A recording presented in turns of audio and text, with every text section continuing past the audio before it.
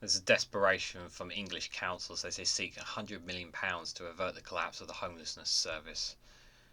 I'm going to read into this more from The Guardian, guys. Let's go.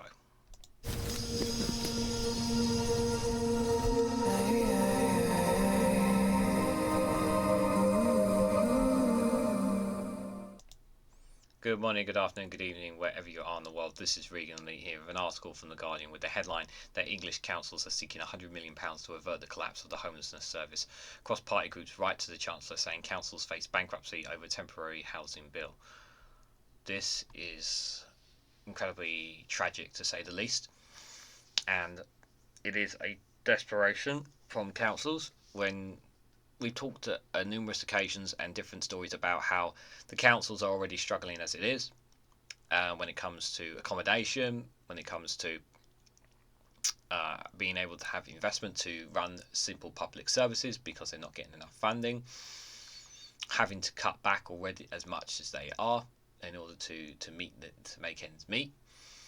And this headline itself, the homelessness service, it's so important to help people and get people off the streets and into homes, to help them. And this is it's very heartbreaking, and it just feels like that once again at the end of this all, the government are just going to look and turn to charities to pick up the pieces so that they don't have to cough up the money to do anything again, because they want everything to be controlled by private companies. They don't want they won't want to pay for anything, pretty much, because that's how it kind of has always been with the Conservative Party, that everything should be by private hands.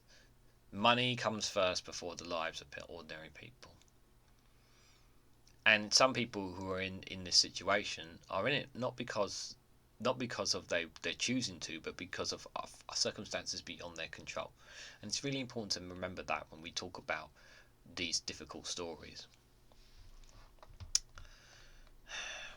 Council leaders have urged Jeremy Hunt to intervene to prevent the collapse of local homelessness services because of the soaring cost of providing emergency housing for evicted families.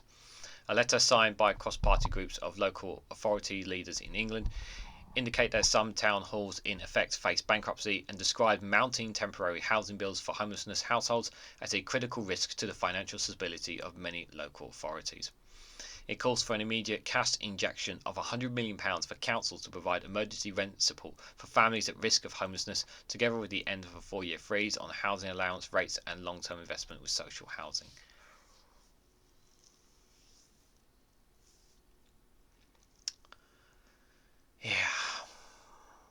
Yeah. People are. Do you know the whole no rents, the rental reform bill? We're going to be having that coming up, which is going to keep kicking people out as time passes on. And then you look at this, the desperation, something to support families that are at risk of homelessness. It's getting colder, and they can't afford to put on the bill.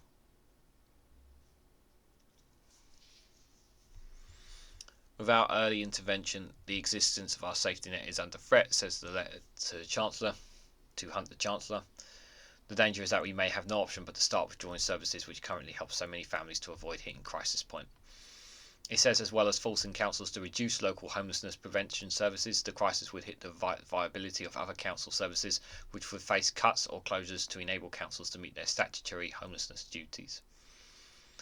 The letter, drawn up by the Conservative leader of Brexland District Council in Norfolk, Sam Chapman-Allen, and Stephen Holt, the Liberal Democrat leader of Eastbourne Borough Council, follows an online summit on Tuesday to discuss the crisis attended by 158 local authorities.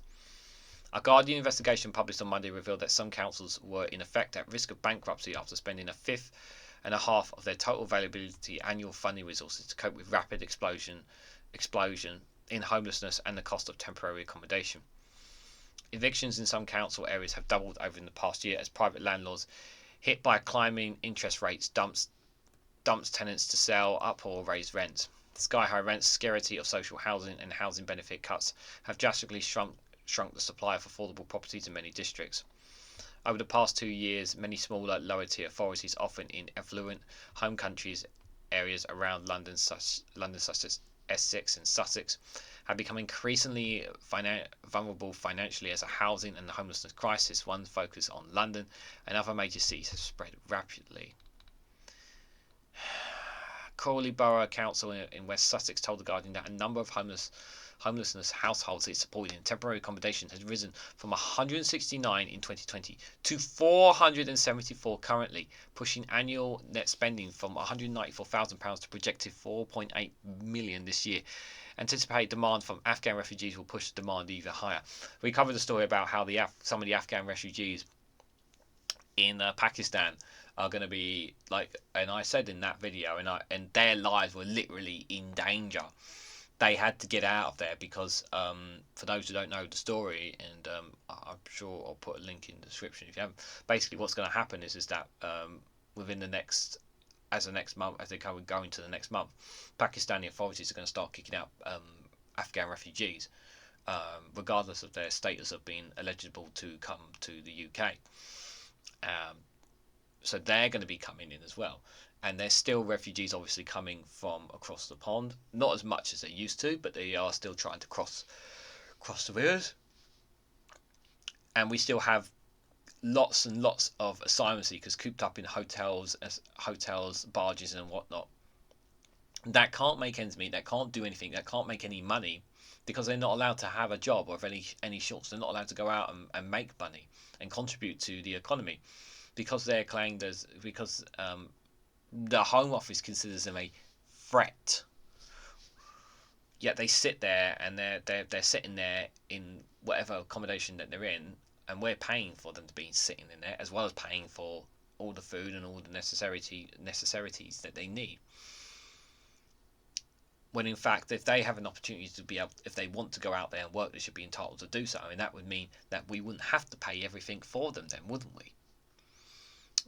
So there's that as well. But the temporary accommodation is just out of control, and I think I mean, one crazy suggestion is to try to merge some people together, which I know nobody wants. But the question I would say to you guys in the comments is that if a person had a choice to either one, be homeless, or share a home with a stranger, would they take that, depending on the circumstances? Let me know what you guys think of that idea in the comments. I know it's not a comfortable one, but I think it's one that the council should try and consider to try and help get less people off the streets. I know it's not an ideal one, but I think it's one we need to have a serious conversation about, because of how desperate councils are at this point. The leader of the Labour-run Crawley Council, Michael Jones, said the crisis was caused by system failure in the housing policy over many years. The government should be taking aim, he says. Their responses have so far been so inadequate as to be asleep on the job. A record 104 households are in temporary accommodation in England, according to the latest official figures, at the annual cost to the taxpayer of £1.7 billion. Hannah Dalton, the district council's Newark housing spokesperson, said, "Unless money is found, our services will be decimated. Suffering will increase as more people will fall into homelessness, and other parts of the public sector will be left to pick up the pieces at huge cost." Holt said the collapse of support for society's most vulnerable people is now a reality for many, unless the government urgently intervenes. A government spokesperson has said, "We are committed to reducing the needs for temporary accommodation by preventing homelessness before it occurs in the first place, which is why we're providing councils with £1 billion through the homeless prevention grant over 3 years," which means that they are not going to do anything about it based on that spokesperson. They have not literally, from the looks of it, they have not responded to it at the time of this recording.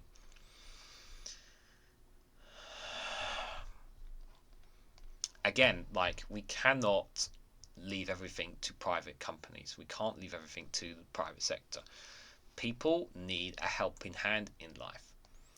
That is why we need to have a serious conversation about a universal basic income.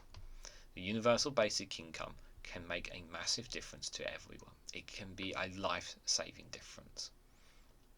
We are prioritising profit before people, money before lives. And this is a desperation from English councils begging literally begging the government to help them. The government has the money. They have the money, yeah. It is not the case that they don't. It's not the case that they don't want to help or they can't help. It is literally the case the government are choosing not to help ordinary people. Ordinary people who are struggling to make ends meet, who are desperate. They're choosing not to help them, and that is the crucial part that we need to understand here. What do you guys make of this story?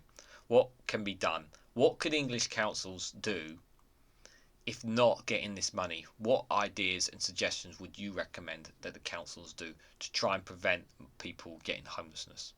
Any ideas, let me know down in the comment section below, because it is a desperate time for them, and it's desperation for those as we get into the colder winter months, and it's going to be very hard for people. Like, share and subscribe as always. Thank you very much for watching, and I hope to catch you all very, very soon.